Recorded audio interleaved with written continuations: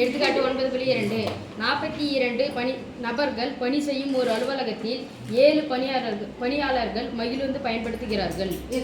எத்தனை பணியாளர்கள் அந்த அலுவலகத்துல வேலை செய்யறாங்க? பேர் என்னது? கூர்வேலி. அப்போ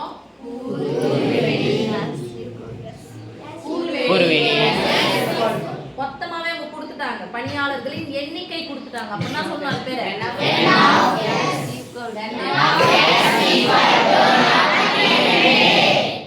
42 பணியாளர்கள் வேலை செய்யும் ஒரு அலுவலகத்தில் 7 பேர் மகிழ்ந்து மகிழ்ச்சியா போறோம்.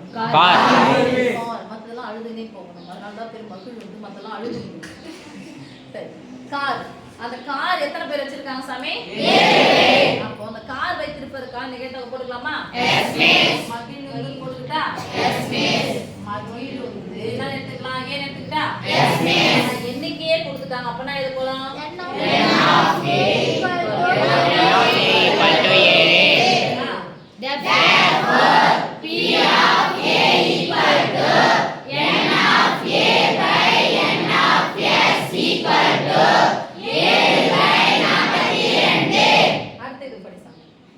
பணியாளர்கள் இருசக்கர வண்டி பயன்படுத்துகிறார்கள்.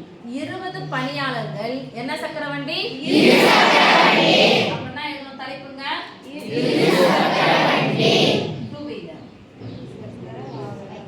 இருசக்கர வண்டி தான் எடுத்துக்கலாம் சாமி. பீரியட் இல்ல, அவங்க எண்ணிக்கை கொடுத்துட்டாங்க. அப்படின்னா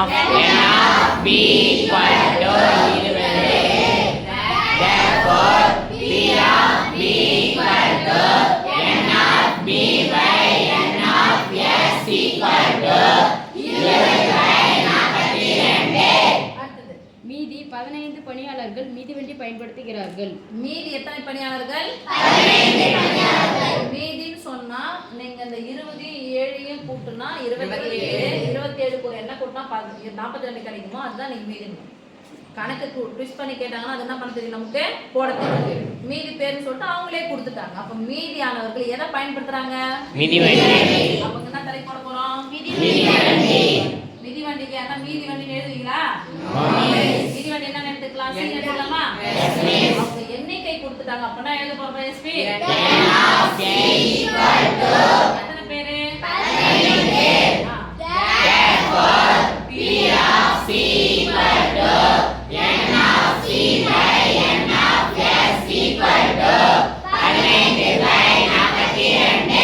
இப்போ ஃபைனல் ஒப்பீட்டு நிகழ்வின் நிகழ்தகவை கண்டறிக. ஒப்பிட்டு நிகழ்வின்